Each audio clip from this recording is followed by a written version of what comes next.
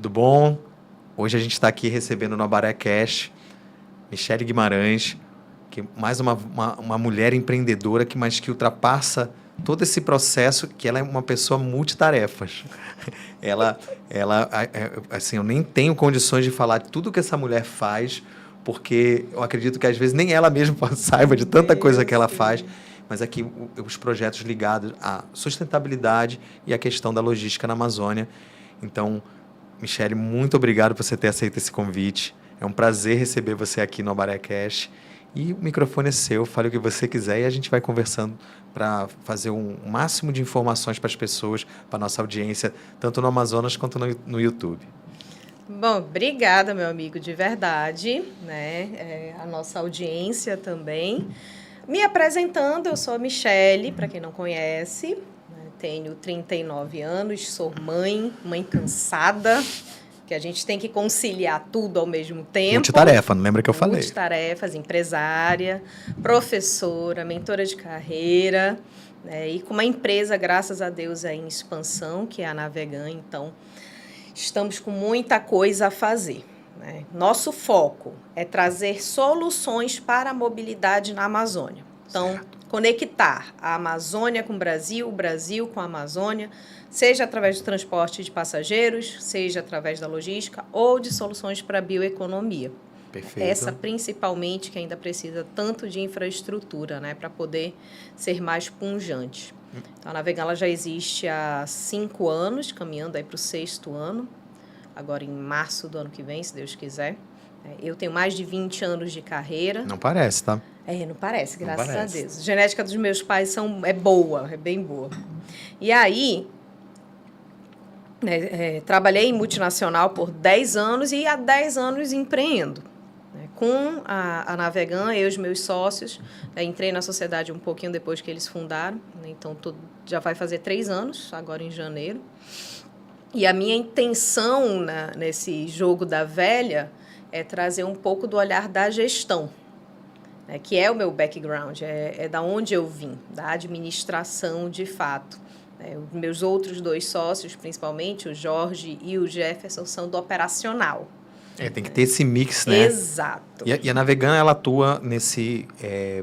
me corrija, por favor, se eu estiver errado. Nessa intermediação do passageiro que quer viajar para o interior e busca um meio de compra, não ir na boca do caixa do barco e querer embarcar. Ela organiza, é uma plataforma de compra de passagens fluviais e agora está partindo também para a questão logística, né? Isso. Então, a Navegan nasceu dessa ideia da necessidade do transporte fluvial, digitalizar esse mercado. Digitalizar a venda de passagem. Venda de passagem. Porque antes era tudo ali muito... Informal, quase informal. Rudimentar. Rudimentar, acho que é melhor do que informal, né?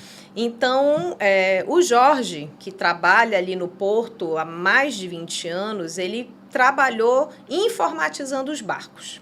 Informatizando ainda na questão do controle... de fretes e passageiros. Perfeito. Principalmente, né?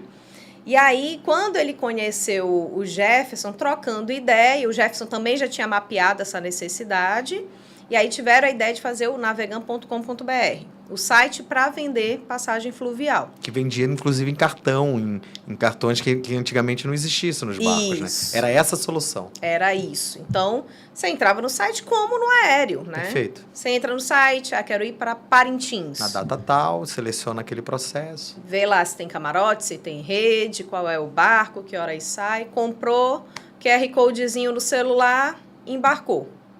Então, foi aí que nasceu a Navegan. Só que isso foi em 2019. Né? 2020 chega a pandemia, ninguém viaja. Como eles já estavam até então ali no mercado de startups, porque é uma solução tecnológica, se configurou naquele momento como uma startup.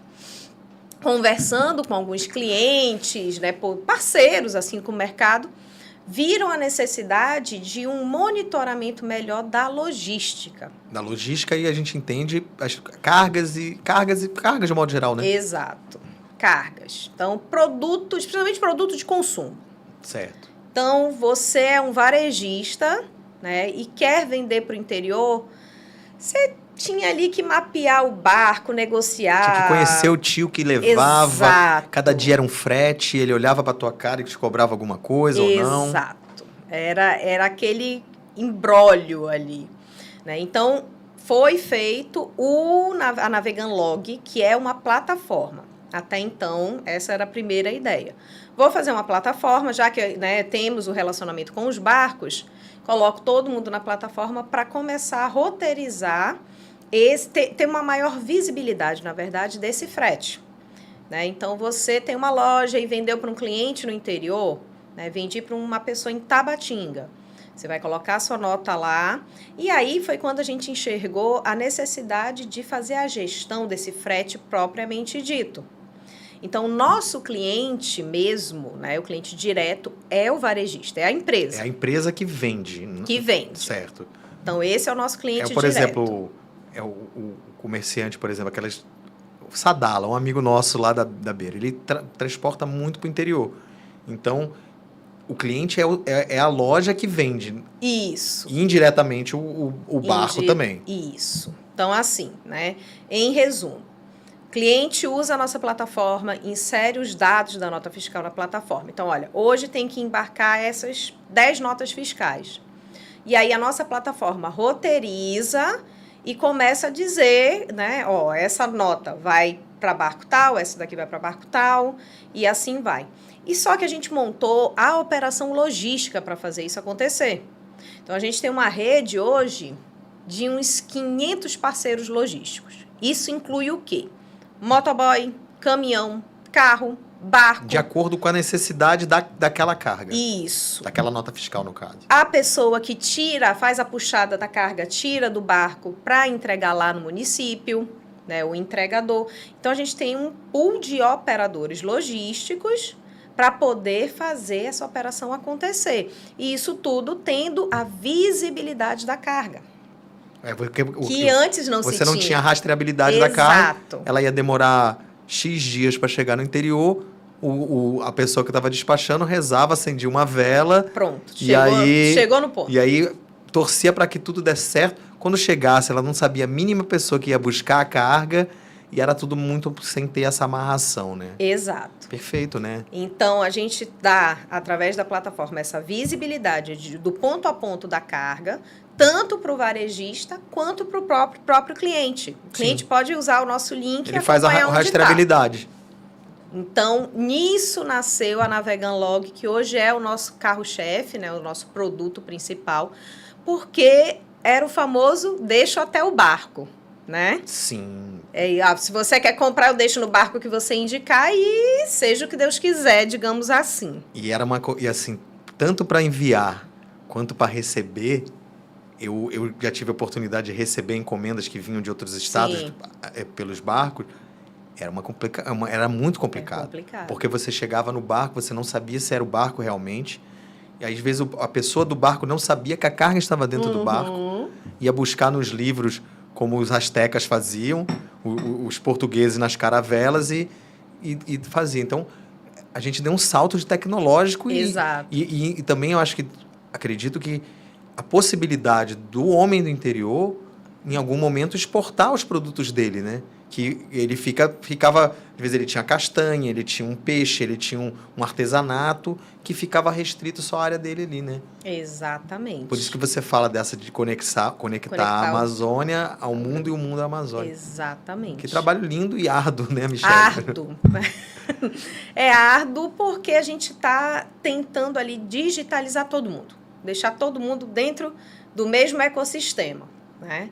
Então, negociar com os barcos, graças a Deus, eles estão ali... Isso que eu te perguntar, eles tiveram resistência a esse processo? No começo, sim, mas hoje eles estão entendendo que a frequência de carga que a gente traz também é benéfica para eles. Então, temos muitos barcos que são ótimos parceiros, né? Então, eles já entendem que tem ali uma previsibilidade de frete chegando. É uma média, né? Exato. Uma média que ele acaba introduzindo na receita dele, que antes poderia até viajar com ele, mas de uma maneira informal, né? Exato. E principalmente para esse varejista que precisa aumentar a capilaridade de venda dele, que antes ele não conseguia. né? Então, hoje, né, pode falar marca Pode, aqui? claro, que você está, pode falar o que você quiser, amiga, que graças a Deus a gente, inclusive, quem sabe uma marca dessa um dia não vira patrocinadora Exato, nossa. né? Já fica aí o convite. Fica a dica, hashtag fica a dica. Então, por exemplo, Tevelar. Toda a logística da Tevelar hoje para o interior somos nós que fazemos. A Tevelar é uma empresa genuinamente amazonense. Amazonense. Certo. Né? Então, ela tem uma quantidade de lojas gigante no interior. Certo. Muito, muito grande. Então, essa logística do interior é nossa hoje. Né? Abastecer as lojas. Vai de tudo, né? De fogão, Tudo. Armário, Exatamente. colchão, todo esse processo. E é difícil. Com certeza, é imagina. É difícil, mas vai. Né? Então, boa parte dos produtos da Bemol para o interior a gente também opera. Até, inclusive, alguns produtos de nível nacional a gente também opera, faz essa gestão da logística deles. E fora alguns outros clientes grandes que também estão entrando. Né? A gente tem hoje, por exemplo, a operação em parceria com a DHL, né? Que é uma grande transportadora de nível global. E a gente faz a entrega de Starlink, porque eles têm, né, um contrato com a Starlink. O contrato mundial, Starlink. Mundial com a Starlink, mas aqui é a dificuldade deles, né? E o mercado daqui, Diogo, não sei se você sabe, explodiu para Starlink. Então, eu ia até comentar isso, que na verdade o maior fornecedor de internet do Amazonas é a Starlink. É Starlink. O único do Brasil que é essa operadora de Starlink, que, assim, convenhamos, né? Ela diminuiu a distância do interior para o mundo, né? Exato. Todo mundo que frequenta o interior, seja o interior mais próximo de Manaus quanto o interior mais profundo, era uma loucura a internet. Eles estavam vivendo nos anos 90, né? Era a população era penalizada, né? Exatamente. Hoje, a gente, até o dia de hoje, é importante falar isso, que eu já não sei como vai ser amanhã, mas até o dia de hoje, a gente está entregando cerca de 50, 60 Starlinks por semana nos interiores. Nossa, eu fico muito feliz de saber disso, porque é o nosso interior se conectando. E essa conectividade de informações não é só para ver rede social, né, gente? É para a gente se informar, para a gente estudar, para a gente fazer uma teleconsulta. Levar nossos produtos para longe e trazer os produtos. E assim, a questão de preço, Michele, você sente que o preço do frete ficou mais regulado com o trabalho de vocês? Ou como você vê esse processo de precificação desses produtos? Porque antigamente era totalmente aleatório, né? Então, ficou. Ficou justamente porque a gente tem uma frequência, né, de transporte. Então, eu já sei que o barco X eu vou embarcar com ele toda semana. Então, a negociação é outra. Não é mais ali o bom para todo mundo, né? É bom para todo mundo. E outra coisa que você me falou, que me chamou a atenção, é dessa questão da nota fiscal, da exigência na nota fiscal, garantindo a tributação que o Estado tem que fazer, né? Que o barco não recebe sem a nota fiscal. As pessoas às vezes têm a ideia de que o barco é uma coisa bagunçada. Uhum. Não, ele é o nosso modal de transporte que atende o interior. Mas não tem nada de bagunçado nisso, Não né? era a questão é que não era informatizado. Era esse o X da questão. Né? Mas vai a nota fiscal, então, até por segurança deles mesmos. De todo mundo, né? De todo mundo. Então, vai tudo sendo mapeado. Então, a gente está vendo o quanto a gente consegue contribuir. Então, eu falo muitas vezes que a gente é mais também um negócio de impacto social, porque fazer logística em qualquer lugar que tenha estradas é ok. Mas dar esse acesso a consumo, né, essa comodidade que nós temos na capital para quem vive nos interiores, é impacto social. Essa pessoa tem o mesmo direito de ter acesso aos produtos dela, na casa dela, quanto a gente aqui. Era uma questão apenas de operacionalizar melhor esse fluxo. É fácil falar para a pessoa ficar no interior da Amazônia sem internet, sem acesso. É muito fácil para quem mora em outra região. Ah, não, o pessoal da Amazônia. Não, aqui nós somos cidadãos, deveríamos ter os mesmos direitos de todo mundo. E eu acho também que a informação ela é o que salva, né? E a Starlink, essa conexão com a internet, aqui a Network também é uma rede de rádios que atinge todo o interior. Então, é essa conectividade que eu acho que a gente precisa mesmo, que era sempre um gap, uma distância que o interior tinha.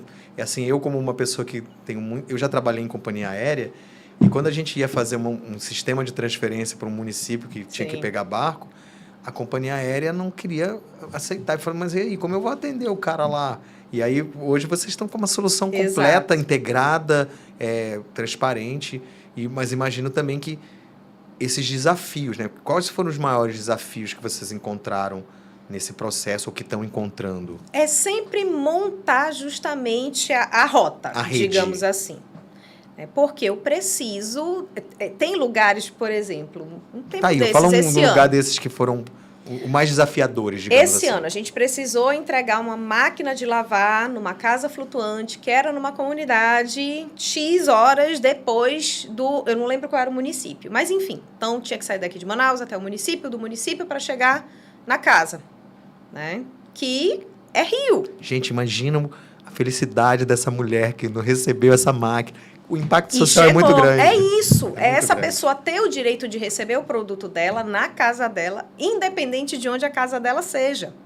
Para isso acontecer, eu preciso do entregador, que é a pessoa que mora ali naquela região. Que é o cara da voadeira. É o cara da voadeira. Que vai levar lá, que tem que ser uma pessoa de responsabilidade. E eu achei lindo quando você falou ele de operador logístico, né? Mas Ele é um operador logístico, porque a gente, quando fala, trabalha em logística, peça operador logístico, uma DHL, que é uma big empresa, uma qualquer companhia aérea. E quando você fala lá que o seu Zé, lá no município, ele é um operador logístico. A gente sempre faz, quando a gente vê algum lugar que é muito complicado de chegar, então a gente tem 2 ferramentas de georreferenciamento.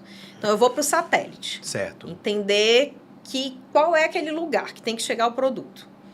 Aí a gente começa a montar a possível rota. Então, vai por aqui, vai por aqui, vai por aqui. E aí a gente tem que descobrir o seu João, que mora lá perto. Que às vezes mora no município, mas tem que ser alguém que acesse a comunidade. Exato.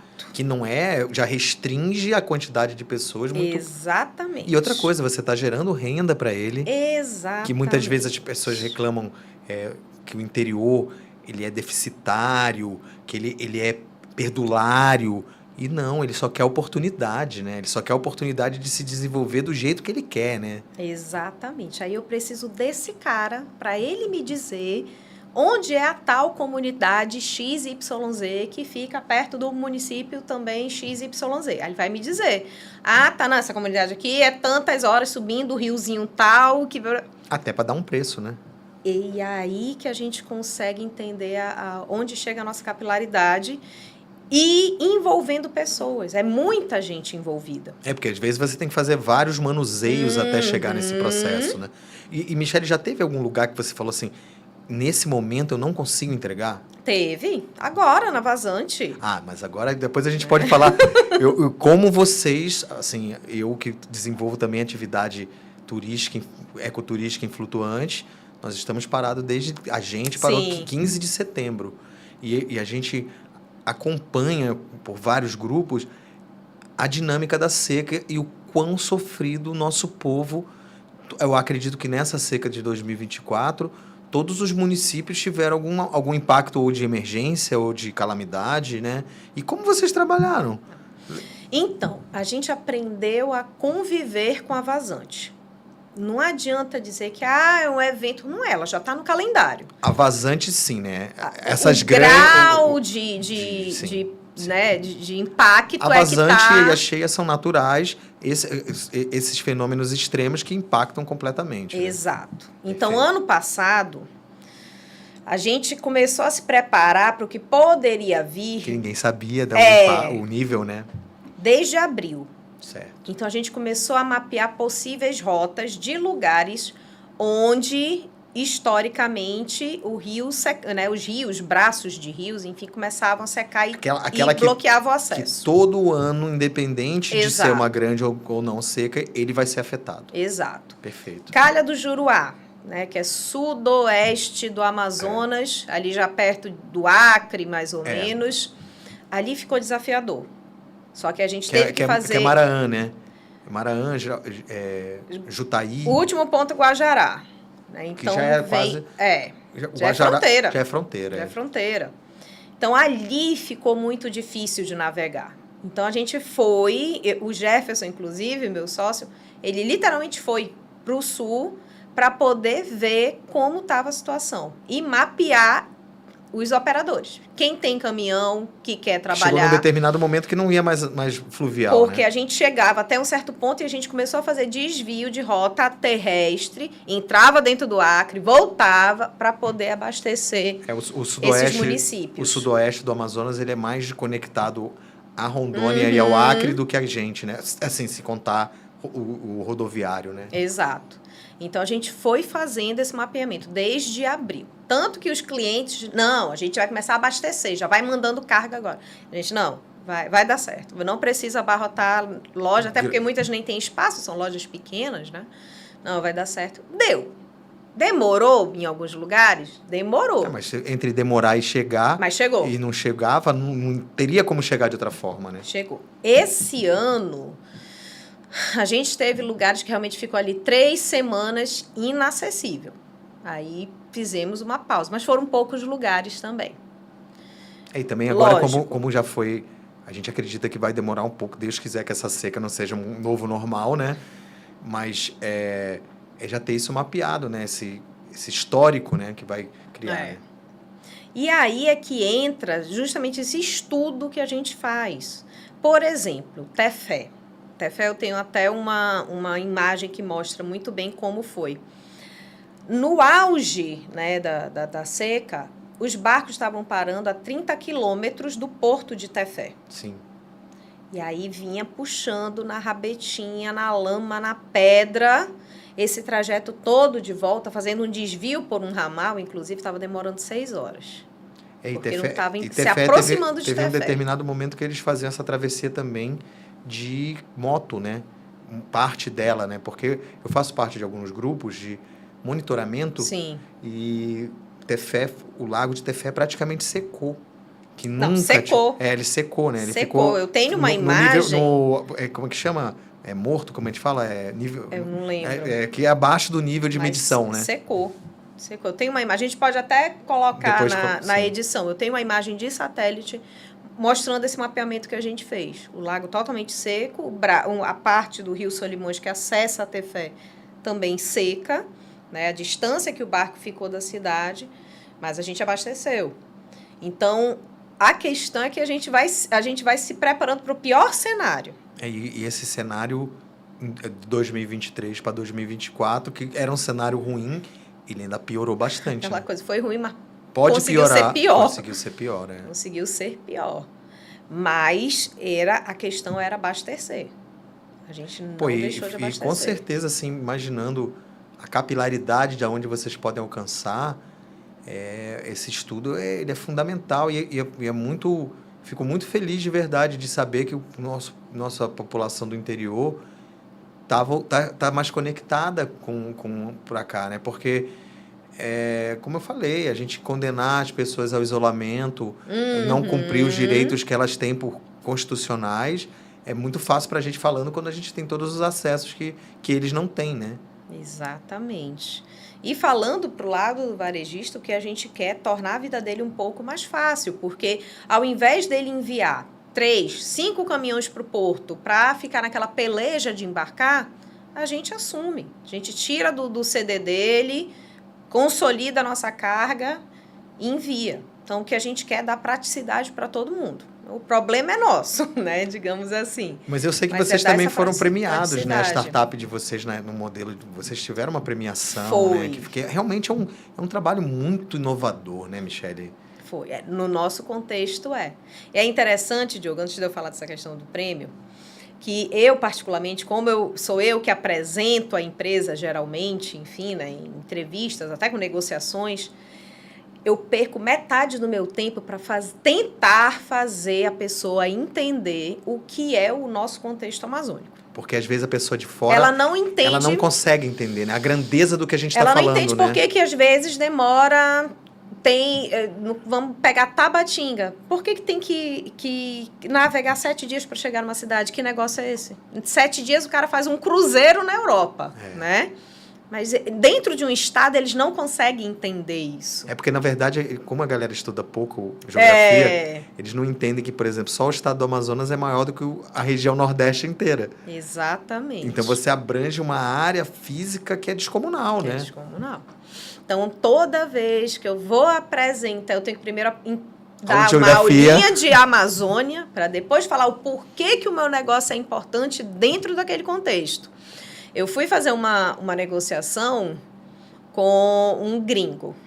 Uma empresa estrangeira, né, que quer melhorar também as entregas dela aqui. E aí eu explicando, tentando explicar, né? Tá vendo isso aqui demora. Rio de Janeiro, Rio de Janeiro esquece Rio de Janeiro. 5 mil não quilômetros. Tem nada a ver. Aí ele virou para a executiva dele, brasileira, né? Na Mas ela conferência. era do Sudeste ou a moça era do Sudeste, ele estava nos Estados Unidos. Então era uma aula dupla, né? Porque... E ela ouvindo, e ele ouvindo, e eu tentando ir mostrando o vídeo, principalmente da vazante, para eles entenderem a complexidade, né? Aí ele virou para ela, mas por que a gente precisa dessa empresa? Aí eu disse, olha, me desculpa, mas é porque só a gente sabe fazer aqui o que você, que é muito bom no asfalto, não consegue. Não chega nem perto. Você não vai conseguir fazer isso aqui sozinho. Você pode tentar. Pode tentar. Vai lá no porto, falar com o seu fulaninho, dono do barco. Vai levar um barco para qualquer município do interior. Eles não conseguem entender. A gente vai receber em janeiro uma comitiva também uma comitiva gringa, de várias instituições, 40 pessoas. Aí eu estava até conversando com a pessoa que é do Brasil, eu disse, olha, posso botar no perrengão mesmo? Ela, não, pode, que eles têm que entender o que é fazer essa logística acontecer. Você vai levar eles para onde? Só de curiosidade. Eu tô querendo levar na Manaus moderna, naquele furdunço, com aquela dificuldade de descer a escadaria. E levar no porto privatizado, que está sendo denunciado, que você não pode pagar com cartão. É uma contradição. O Porto de Manaus não recebe, para você descer para pegar uma encomenda, você tem que pagar um valor que tem que ser em dinheiro.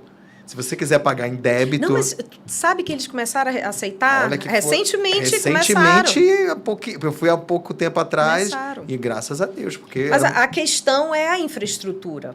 Né? A nossa grande questão ali é a falta de boa infraestrutura.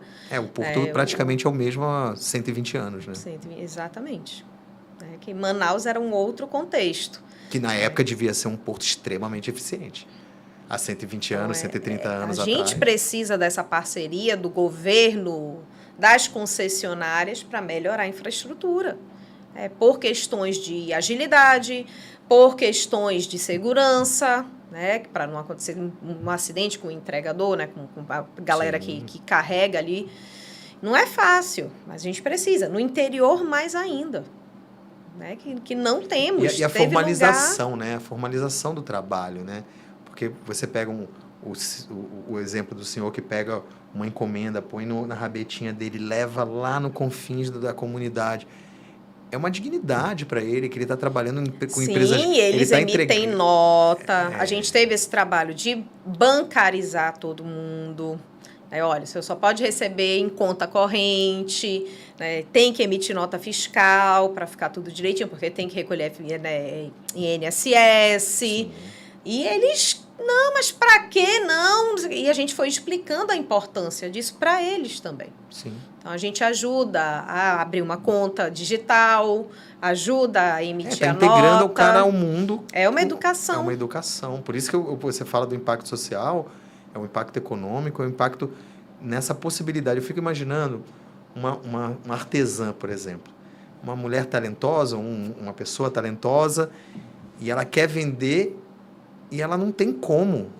Mas ela pode botar o produto dela num site, de outro lugar, e vocês entregam e fazem todo esse trabalho. Esse trabalho que a gente está falando, né, fazendo agora, que é o que a gente recebeu o prêmio na Brasil Conference em Harvard, em 2023, é o da Navegam Bio. Então, o que a gente faz? Soluções para a bioeconomia, através da nossa expertise logística. Então, você tem um produto que você precisa vender né? Mas você está lá no interior e não tem essa conexão com seus possíveis compradores, a gente faz essa conexão. Então, olha, né, tem, sei lá, o restaurante, agora está tendo muito restaurante em São Paulo, né, amazônico. Você precisa, né, de peixe, de alguma coisa assim, a gente está fazendo esse link, né, com as associações de produtores, fazendo essa Faz logística. A certificação do produto, né? Para poder realmente esse produto chegar. Porque o barco sai daqui para lá lotado, mas de lá para cá é que nunca vem cheio. Sim. Então está na hora da gente conseguir trazer um pouquinho mais de produto amazônico para cá. E a questão do beneficiamento, da falta de estrutura, né? O beneficiamento é que precisa, a parte do beneficiamento é que precisa melhorar um pouquinho mais aqui na nossa região, né? Então, a gente muitas vezes traz a matéria-prima, mas ela precisa passar pelo beneficiamento, né? Para poder ir para os outros estados, ou até internacional. É porque, por exemplo, um produto, vamos dizer, Tefé. Tefé tem uma grande produção de pirarucu certificado. E tinha uma dificuldade horrenda de trazer esse produto. Ali precisa ter um centro de processamento que atenda as comunidades. Estou usando o exemplo de Tefé porque já está no caso, a gente está com essa operação vindo de Tefé, do pirarucu, ele chega aqui e chega aqui perto, para em Manacapuru, que tem uma indústria de beneficiamento lá, e aí para a gente conseguir embarcar isso para poder fazer as checagens sanitárias, essa coisa toda, né? Exato. Então, a gente precisa melhorar o beneficiamento. É muito bacana, Michele, essa indução de desenvolvimento, né?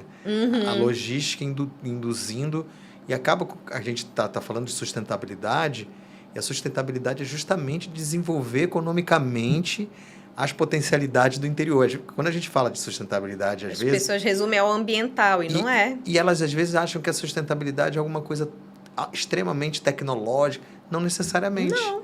Na verdade, você dá renda para uma população com a atividade que ela está ali de uma maneira adequada, que ela não vai ser prejudicial para ela mesma. Exato. Você está mantendo sustentável toda uma teia social, né? Exato. Sustentabilidade é conseguir dar perenidade para aquela região, para aquela comunidade, para aquelas pessoas. E eficiência, né? Sustentabilidade, acima de tudo, é eficiência. Exato. Então, de onde se tira, tem que se repor, né? Mas dando a dignidade social para quem ali está.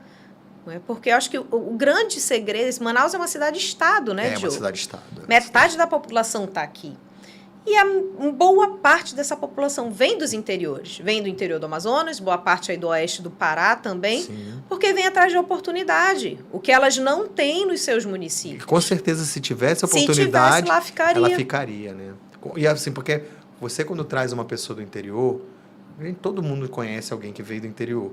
O impacto de uma cidade do tamanho de Manaus no modo de vida da pessoa é brutal. É brutal. E não é todo mundo que...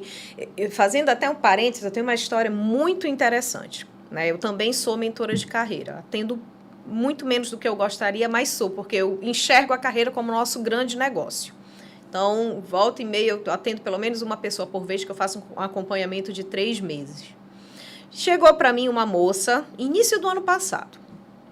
A moça chegou comigo, ela, Michele, né, estou trabalhando, vim do interior, vim do interior há muitos anos, estudei, consegui um emprego, hoje eu ganho R$8.000, mas eu estou infeliz. Tá bom. Começamos a mentoria e eu faço um trabalho de resgatar na pessoa o que é a motivação dela pessoal. O sonho, o que motiva. A carreira é ferramenta para a realização pessoal. Perfeito. A gente trabalha, eu sempre digo, jamais a gente tem que trabalhar só para pagar boleto. Tá, o boleto ele é o meio para algo. Então, o que eu quero como pessoa? Eu quero, sei lá, eu quero uma casa própria, eu quero fazer um intercâmbio. Esse é o fim que vai gerar a realização.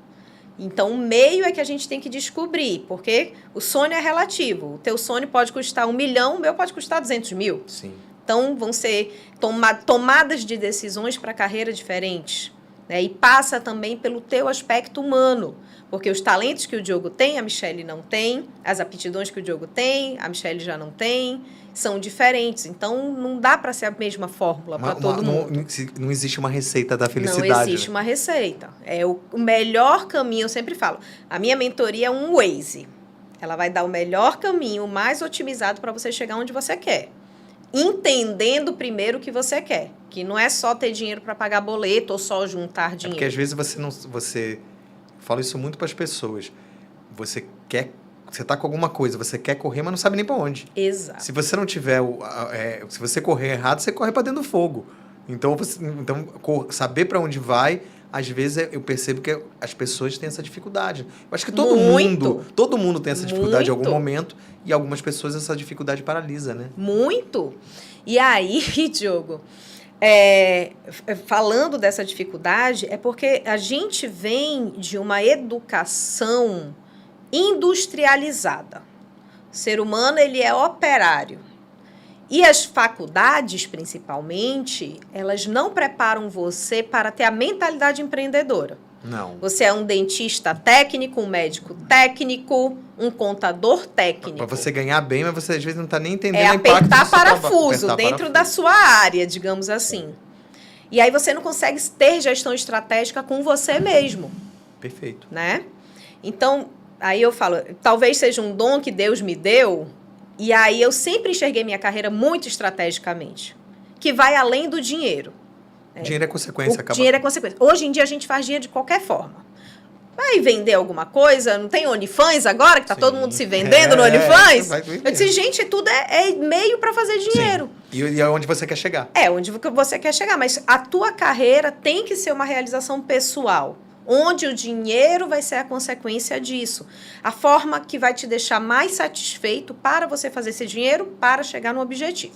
Pois bem, toda essa conversa eu tenho nas primeiras sessões com a pessoa, para enxergar, dar clareza no que ela quer para a vida dela naquele momento, né? Porque uma pessoa solteira vai ser uma coisa, uma pessoa casada vai ser outra, e assim vai ser outra, né? E aí, fazendo essa conversa, esse resgate com ela, o que a gente descobriu? Que ela estava infeliz porque ela estava sozinha aqui em Manaus. Ela dava muito valor à família. Mãe, pai, os irmãos, que ela tinha 7 irmãos, todo mundo que mora perto ali no interior, que é aquela, né, geralmente aquela configuração muito próxima de núcleo familiar, e ela gostava daquilo. Aquilo que fazia ela feliz, de fato. Aquilo que fazia ela feliz. Que foi afastada devido à falta de oportunidades ali na cidade dela.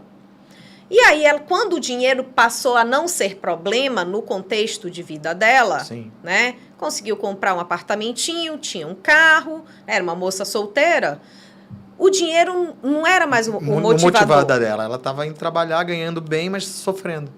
Exato. E aí eu disse, a tua motivação está na tua família, está perto da tua família. Aí ela desabou no choro, ela, cara, é isso. Eu disse, e aí?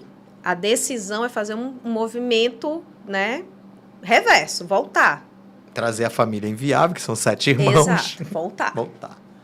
E como voltar? Aí, então, aí a gente fez um processo de 1 ano. Ela foi se preparando para concursos, ela passou num concurso da prefeitura, ganhando 3.700. Né? Menos da metade do que ela ganhava antes. E foi feliz da vida e está lá até hoje. É essa busca, né? Porque às vezes você fala, né? A pessoa quer ganhar dinheiro, mas o dinheiro não satisfaz. Chega uma hora que o dinheiro... Quem vive só para ele, né? Pois é, porque ele é ferramenta para algo. Para algo, Né? Então, a gente está falando aqui de propósito, de carreira, mas a gente está falando da falta de oportunidade no interior, que obriga as pessoas a tomarem essas decisões. Esses dias também eu estava vendo os stories da Marciele Albuquerque, né? Cunhã do Caprichoso, maravilhosa, enfim. Que é Munduruku, né? Que é Munduruku. E ela falando do pai. O pai ligou para ela para nada, digamos assim, né? Porque estava com saudade dela. Só queria escutar a voz dela. E ela falando que ela é tão preocupada em oportunizar a melhoria de vida para eles, que ela esquece que a presença dela é que faz muita falta também. Né? Então, Lógico, a vida dela, ela fala muito que ela é muito grata ao que o Caprichoso deu para ela, mudou a vida dela. A visibilidade que ela tem, mas ela também aproveitou, né? Aproveitou num bom sentido, Exato. De se desenvolver enquanto Construiu pessoa. uma casa para os pais, enfim. Mas tem esse peso do ficar longe. Para algumas pessoas, ok. E é isso que eu descubro na mentoria. O que é valor para você? Que vai ser só para você. Sim. Para o outro vai ser outra coisa. Então, a gente entendendo os nossos quereres, né? Quereres. Quereres. Entendendo o nosso propósito, entendendo os valores que pesam para a gente, então eu junto tudo isso para entrar num objetivo que consiga andar harmonicamente com o que você pode fazer na sua carreira. Então, eu já atendi mais de 150 pessoas em 5 anos, né? Que eu faço o trabalho aqui 1 a 1. E muita gente mudou de vida, se mudou do país. Foi ser feliz, né, Michele? Foi ser feliz através da carreira. A carreira como instrumento. Não a carreira ser um peso, né, na sua vida, né? E às vezes, porque como empreendedor, você às vezes abre mão de algumas coisas para empreender e aí, de repente, você está tendo até um sucesso profissional ou não, mas aquilo não está mais te fazendo feliz. Não está te preenchendo, né? Aí todo mundo até brinca comigo. Michele trabalha muito. Trabalho. Sou professora da Fundação Getúlio Vargas, tenho a mentoria, tenho a empresa que está demandando muito tempo. Todo dia eu chego em casa à noite, é raro o dia que eu chego com a luz do dia. Mas dentro da minha configuração atual, eu estou feliz, porque eu enxergo o propósito do que eu estou fazendo, que não é o dinheiro. Assim, o dinheiro vem... Claro. Ele vai vir, você está trabalhando, honestamente ele vai chegar, né? Dentro daquilo que eu enxergo propósito e satisfação para mim. Eu acho que eu nasci empresária. Eu tinha muita dificuldade de ser CLT, de me encaixar. Te entendo totalmente. Pois é, e são perfis. São perfis mesmo. Né? O meu marido é funcionário público e ele se enxerga ali. Se colocasse ele para empreender, ele não ia sofrer, ia ser infeliz, né? Podia estar ganhando horrores de dinheiro, mas ele, muito como funcionário público, na função dele, ele está muito mais feliz, né? Exato, ele está ali porque ele entende que os valores dele são diferentes dos meus. Lógico que como casal e família a gente tem que entrar sempre no denominador comum, mas eu já me vi, em alguns momentos de carreira, infeliz porque eu não estava encaixando naquele lugar. E eu nunca mais admiti viver isso. Então, tem, né, os seus esforços, eu não gosto de falar sacrifício, porque sacrifício é uma conotação muito negativa. Doído, né? E é doído, sacrifício é uma coisa... Ai, vida sacrificada. Tenho saúde, Sim, tenho dignidade, linda, tenho família, tá todo mundo bem, tenho um trabalho, né? Tenho propósito dentro desse trabalho. Então, para mim, isso é esforço. Se eu quero algo grande, o esforço tem que ser grande. Eu juntei com o mestrado. Aí chegou um momento que meu marido falou: tu não tá fazendo muita coisa, não? Eu disse: tô cansada? Tô. Mas é o que me realiza. Eu tô fazendo coisas que me realizam. O estudar, para mim, eu nunca deixei de estudar e eu gosto. Não consigo me ver não estudando. Me obriguei assim, acabei sendo professora porque isso me obriga a estudar. E também acaba de você o tempo inteiro tá se atualizando, né? A docência te dá isso, né? Ela te cobra isso, na verdade. Eu sou professora há 7 anos, quase 8. O que eu ensinei para a primeira turma já não é mais o que eu ensinei para essa turma agora desse ano. E o pessoal da pós-graduação. Pós-graduação. Então, o mundo muda muito rápido e isso me obriga, né? A gente está fazendo uma transição. Quando eu entrei na Sociedade da Navegan, foi para cuidar da gestão e do ESG. Que a gente vai falar agora do ESG. Exato, vamos entrar agora na pauta do ESG, implantar ESG. A Michele sabia alguma coisa, Diogo, de ESG até então? Não, mas eu tinha vontade de conhecer. A dissertação do mestrado foi pautada no ESG, fiz vários cursos voltados para ESG, para aprender e entender como eu vou aplicar dentro da empresa. Né? Agora estamos fazendo uma transição de presidência. O Jefferson vai cuidar exclusivamente da parte da logística, que é onde ele gosta, e eu vou cuidar Qual o propósito dele? Que é o propósito dele, e eu vou cuidar da gestão da empresa. Você vai virar CEO da empresa. Eu viro CEO da empresa.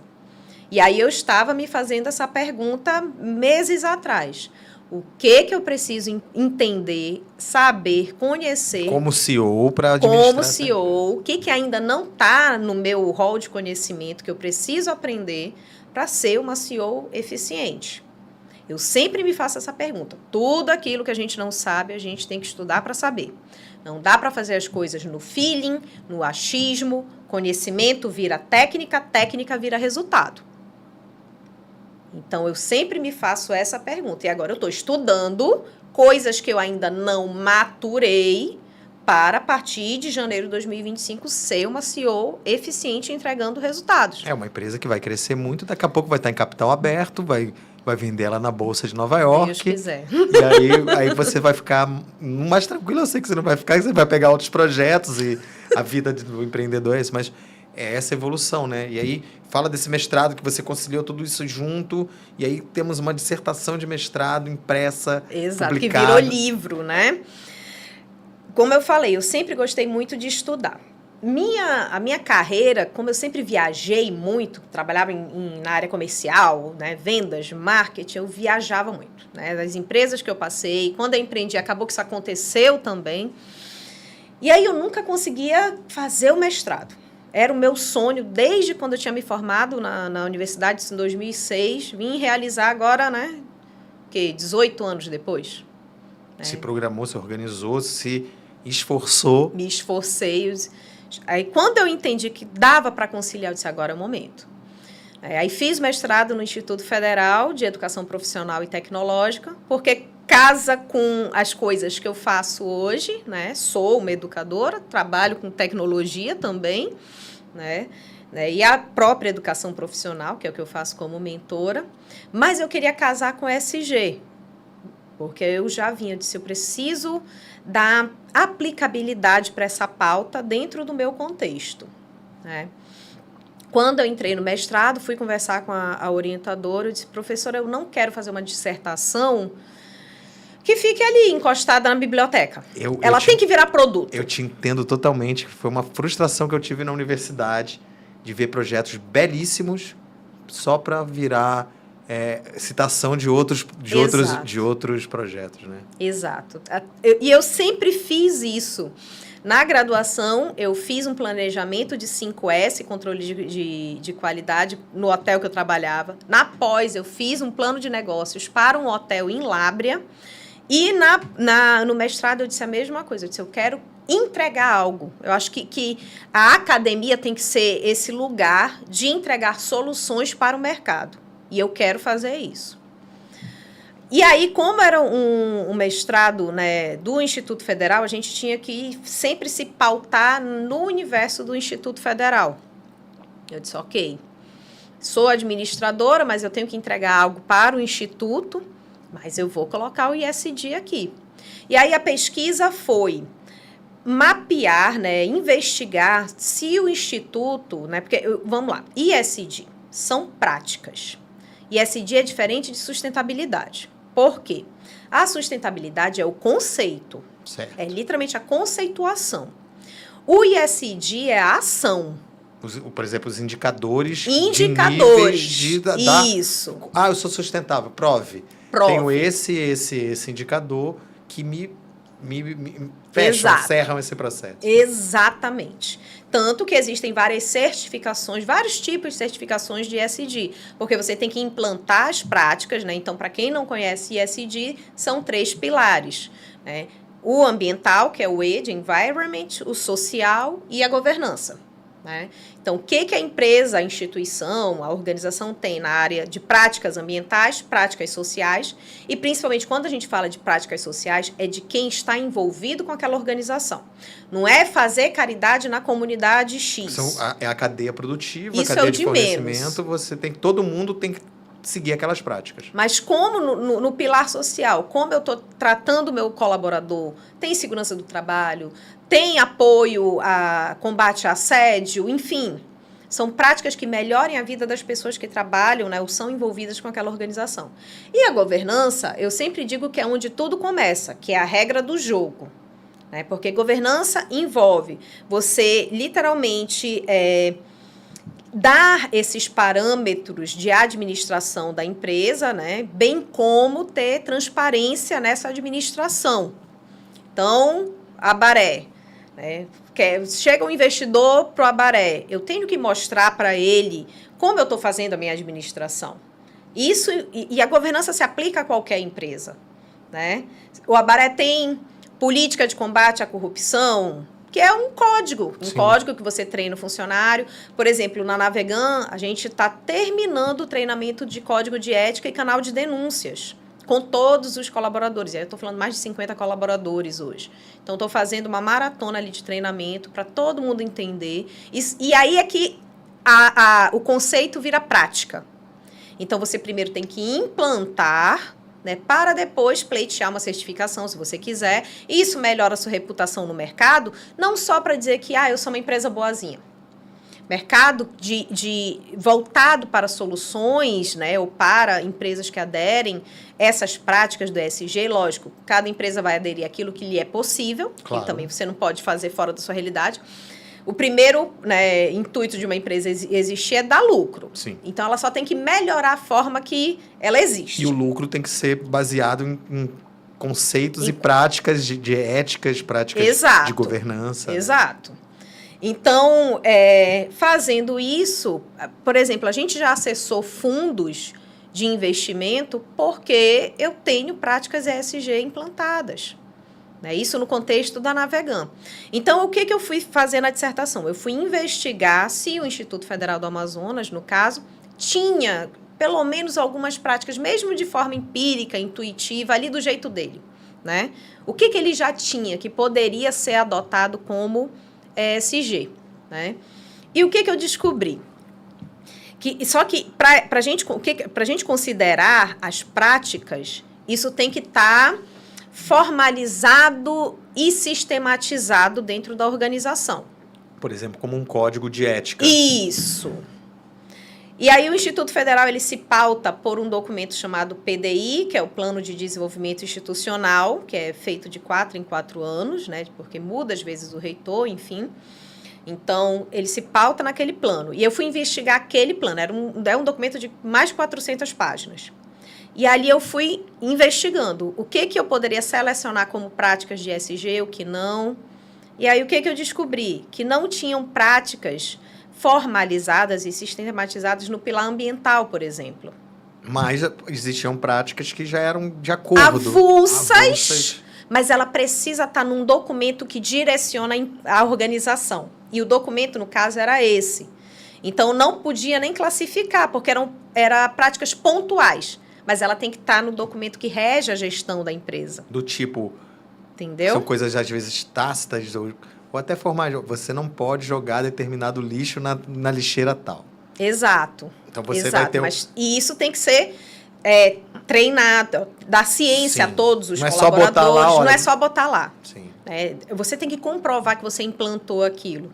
E aí, fazendo essa história da lixeira, né, e é uma crítica, não posso deixar de fazer... Na unidade do centro, que era onde eu estudei, tinha uma lixeira viciada na lateral do Instituto.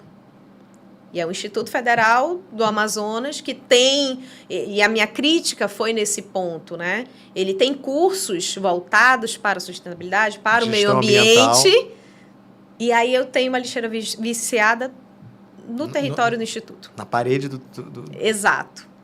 E aí não tinha, né, dessa forma, os pilares ambientais, não pude considerar, mas tem os pilares sociais de governança, tem muitas práticas. Então, eu fiz essa elencação, né, fui separando e fui, por exemplo, ODS, né, Objetivo de Desenvolvimento Sustentável, que também são...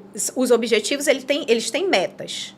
Claro. Então, se você não pratica aquelas metas, você não alcança, você não pode dizer que a sua organização tem aqueles objetivos. Você diz que tem, mas você não consegue cumprir um mínimo. Exato. Ele é invalidado, né? E aí tinha uma fala da reitoria dizendo que o Instituto trabalhava todas as ODSs. E aí, quando eu fui fazer a investigação, não. Trabalhava com 8 apenas. E tá tudo bem, você não consegue abarcar todas. Sim. Você tem que abarcar aquelas que fazem jus ao seu contexto. Então, eu fiz essa investigação e deixei como produto, para o produto educacional, que a gente chama, um guia de implementação de práticas ESG. Para qualquer outro instituto, inclusive, porque ele está voltado para o contexto, né, dos IFs do Brasil. Se quiser usar, como eu começo a implementar? Então, foi esse legado que eu deixei. E se as pessoas tiverem acesso, tanto as instituições de ensino públicos, elas podem fazer isso de uma maneira... Exatamente. Qualquer universidade, qualquer instituto, qualquer escola, em última análise, assim. Então, eu deixei como resultado da minha dissertação... O Waze, né? Você falou, Isso. O Waze esse guia de implementação de práticas ESG. Mas, como é um tema que as pessoas ainda têm dificuldade de entender, eu reescrevi a dissertação para um contexto mais dinâmico de leitura, que aí resultou o livro, né? Para quem quiser ler, que não, apesar de falar do Instituto, mas aqui eu explico o que é ODS, o que é ESG. O Instituto foi só objeto de estudo. Foi objeto de estudo. E aqui eu deixo também o guia, né, de implementação, que pode ser adaptado para qualquer outro tipo de organização, instituição, empresa. É um guia mesmo. É um né? guia, é um guia. Então, aqui tanto que ele ficou muito menor do que a dissertação, inclusive, porque eu não gosto daquela fala acadêmica, né, chata, não gosto. Academicista, né? Do acadêmico para o acadêmico. Isso, eu disse não. E foi até uma coisa que eu bati o pé, eu disse, eu quero escrever de uma forma simples. E fiz isso com o livro, reescrevi ele todo, para que qualquer pessoa consiga entender. Então, ficou aqui com 70 ou 60, meu Deus, deixa eu até ver aqui. 67 páginas.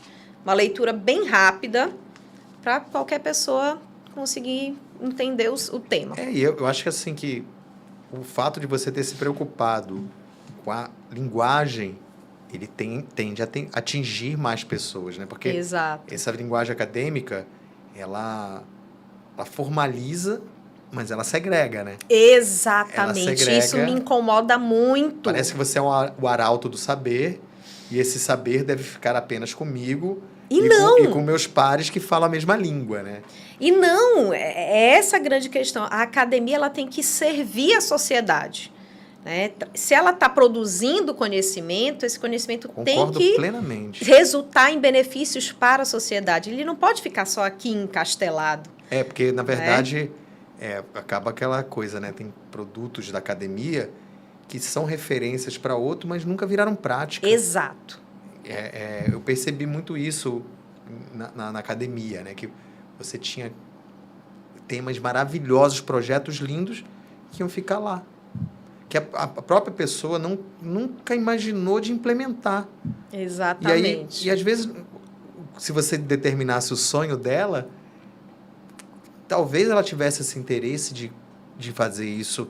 Porque eu percebo assim, no teu trabalho, no teu objeto de estudo, uma interconectividade total. Uhum. Que, na verdade, são os caminhos para que as pessoas possam se provar, no caso dos ESG, a pessoa não, a empresa, né?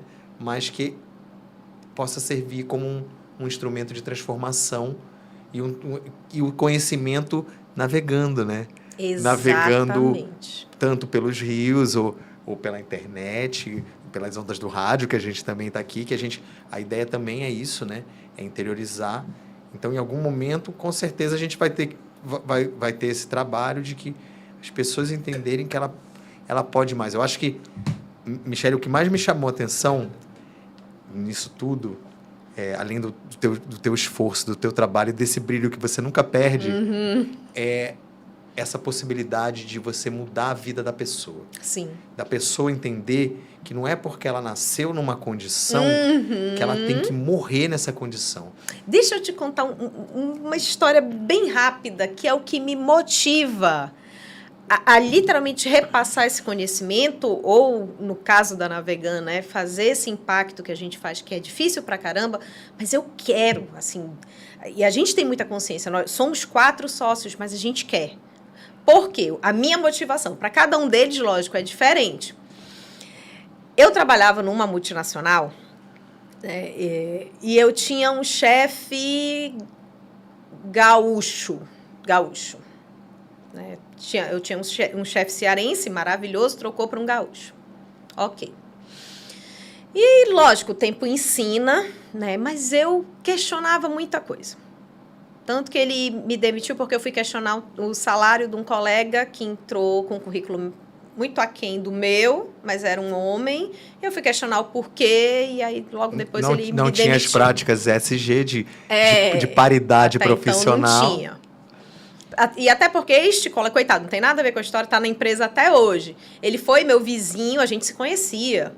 Não era uma questão com ele. Não era uma questão com a empresa. Não é com a empresa, com a empresa. De pagar diferente as pessoas que faziam a mesma função. No mínimo. Exato.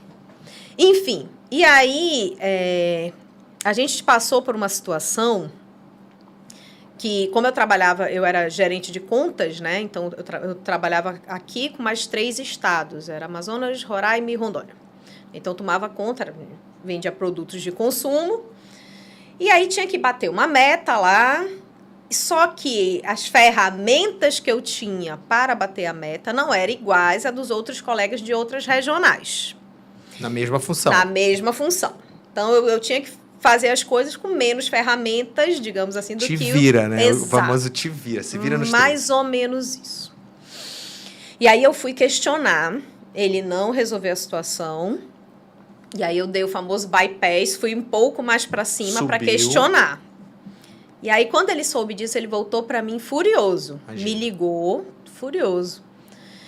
E aí, na discussão, ele falou uma frase que eu nunca esqueci. E foi o meu motivador para eu fazer tudo que eu faço até hoje. Quem você pensa que é? Você é uma menina do norte. Você acha que o pessoal lá de São Paulo vai te ouvir? Sem palavras, tá? Eu disse, filho da mãe. Beleza. E a gente foi tendo muito atrito, Aí a gente está vendo vários níveis de discriminação. Né? A xenofobia ali bombou. Xenofobia, a questão do... Aí sim, a questão de você, enquanto mulher, só pelo fato de ser mulher, está sendo desvalorizada. O fato de você ser do norte... A opção é um suco de discriminação aí, né? Exatamente. Aí culminou, passou uns meses, ele contratou esse meu amigo, e aí conversando, né, ele falando, pô, Michele, meu salário vai ser X. Opa! Aí disse, Patrick, nada com você, mas deixa eu ver aqui teu currículo. Ele não tinha pós-graduação, eu tinha mais experiência na área, ele não tinha. Aí eu fui questionar, e aí depois ele deu um jeito de me demitir.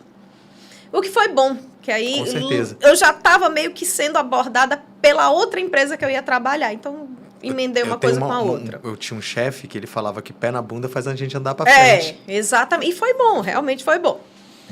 Mas naquele contexto ficou aquela frase ficou... Quem você pensa que Quem eu penso que eu sou. E eu sei do esforço... Imagina a tua indignação, Michele. Exato, a injustiça. Deve ter querido voar em cima do cara, né? A injustiça. É isso que me magoou, né? Só que aquilo foi fator motivacional, né? Isso foi 2011...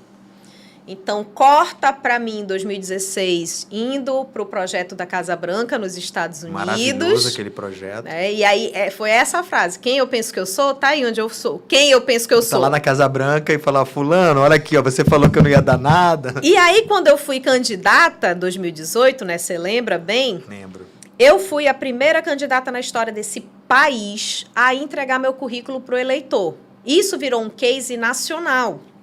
Eu não tinha o santinho, né? Eu tinha o currículo e eu entregava na rua. Dá uma olhada no meu currículo, a pessoa espantava, depois ela entendia o que era, mas estava ali. Porque meu raciocínio foi, se você vai contratar alguém, você tem que analisar o currículo, por que o eleitor não pode fazer o mesmo? Mas eu acho que essa linha, porque realmente as pessoas, a gente tem uma deficiência desse entendimento político, né?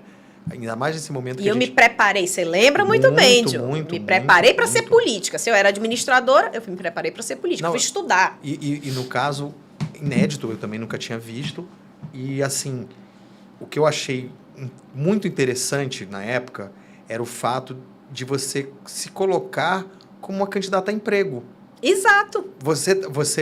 Eu tive acesso ao seu currículo na época. Exato. Falava, porra, isso aqui é para candidata, porque... O que acontece, pelo menos a minha percepção, é que a política, ela polarizou de um ponto que as pessoas pararam de ter a capacidade de escutar o outro. Que foi onde eu me ferrei, digamos assim, porque foi 2018, foi justamente na época que polarizou tudo. Polarizou tudo e você eu não era nada, não, ali, nem um nem outro, eu só queria dar eficiência. Você dá eficiência e assim Mas você as pessoas não ouviam isso. É porque, na verdade, você não entrou no Fla-Flu. Exato, não entrei. Não entrou no Fla-Flu e aquele momento foi um movimento político das celebridades, Exato. o movimento político das pessoas que já não tinham preparação, um currículo profissional, técnico, estavam ali com outros fatores. Eu acho que a internet também foi a primeira eleição que a internet teve peso, né? Então, eu achei incrível e, assim, sendo muito sincero, quando você colocou esse projeto de votação pelo currículo, para mim, por exemplo, muitas coisas nem eram o que eu acreditava que eu buscava. Eu falava, não, mas isso aqui tem que ter uma aposta nisso aqui, gente. Porque está propondo uma questão de eficiência. Porque o raciocínio, né? Eu ainda vou contar o final da história, que é onde chega a minha vingança. Qual foi o meu raciocínio, né? A entrar na política foi um fator motivacional de um caso de ineficiência de saúde que eu vivi na família. E aquilo me revoltou, mas mais uma vez eu voltei na frase. Tudo aquilo que você não sabe, você tem que estudar para saber. Sim. Eu não sabia o que era política, não sabia o que era gestão pública. Só escutava, né? A gente escuta, a gente é imerso nisso, mas a gente não tem a mínima ideia, né? Então, isso foi em 2015, quando eu decidi, assim, ok. E eu fui estudar, 2015, 2016, 2017... Fiz vários cursos, você lembra muito bem. Fui, voltei, Estados Unidos, São Paulo, me preparar. Aí eu disse, não, vou ser candidata a deputada federal para ampliar meu nome, para depois tentar ser candidata a vereadora. Mas eu queria mostrar para a população o que eu poderia entregar de resultado naquele cargo, sem mentir. Né? Não, acho que um deputado federal pode entregar isso. E fui pautada nesse... Porque, às vezes, uma candidata, por exemplo, candidata a vereador, o cara vai falar de segurança pública. Exato. Não é a atuação dele. Não é a atuação dele. E aí foi quando surgiu a ideia do currículo. Né? Eu disse, eu vou mostrar o que eu fiz, o que eu estudei, para a pessoa ver que eu estou preparada para aquele momento, né? E aí, aí virou notícia local, né? A candidata do currículo. Virou notícia nacional, e aí um belo dia me liga na The New York Times. Que aí também, como dos cursos que eu fiz, também fez entrevista com outros colegas, mas pegou nesse ponto. O New York Times caiu no radar deles. Pegou nesse ponto. Fiz a entrevista para o The New York Times, contei minha história, contei o currículo, tudo. E aí onde foi o ponto da vingança? Foi porque eu citei a empresa que eu trabalhei, né? Então, saiu, Michele foi executiva da empresa X. Chegaram até o cara, né? E aí, caiu no clipping da empresa. Então, é aquele e-mail que vai para todo mundo, tudo que saiu de notícia com o nome da empresa. O clipping, para quem não sabe, é um apanhado de notícias que sai o nome da empresa. Exato. E no clipe da determinada semana, sai minha matéria do The New York Times. E a empresa era uma multinacional. Americana ou não, né? Americana também. Nossa Americana também. Como o The New York Times americano, eu fui executiva das empresas XYZ. Aí eles, então ela trabalhou nessa empresa americana, vou fazer o link, porque o público que ia ler era americano, né? Não era o brasileiro. A entrevista saiu em inglês. E aí, no clipping, cai a minha matéria. Aí, um belo dia, esse mesmo amigo me liga. Michele, tu não sabe quem tá bufando aqui na minha frente. Você acendeu um pavio aqui dentro. Aí, pior que eu nem me liguei, que já era campanha, eu tava tão atarefada. Eu disse, quem? Aí ele, não, tô aqui em São Paulo. Fulano tá lendo aqui a tua matéria. Aí eu disse, lembra quando ele falou quem eu pensava que era? Entre várias coisas que eu fiz, tá aí minha resposta. A caboquinha do Amazonas, da Amazônia, parando no jornal mundial. Talvez o mais famoso do mundo, né? New York Times, para mim, acho que... É uma referência. É uma referência. Eu disse, tá aí, agora ele entendeu quem eu penso que eu sou. Não, e assim, é lindo também, além da curva do Anzol, é gerar pauta que não seja desgraça ambiental, exato, índio morto, indígena sendo agredido, violência sexual. É você gerar uma pauta como mulher, né? Exato. E porque assim, falando uma vírgula sobre essa questão, eu como homem, eu acho ridículo a questão do Amazonas, aí eu faço uma crítica direta, a gente ter 41, 42 vereadores e ter 41. duas ou três mulheres, você, três, acho que é 3 mulheres, menos do que a legislatura anterior, você ter 8 deputados federais e não ter nenhuma mulher, para mim, assim, eu como homem, nós administramos esse mundo até então, à base da violência e à base da imposição.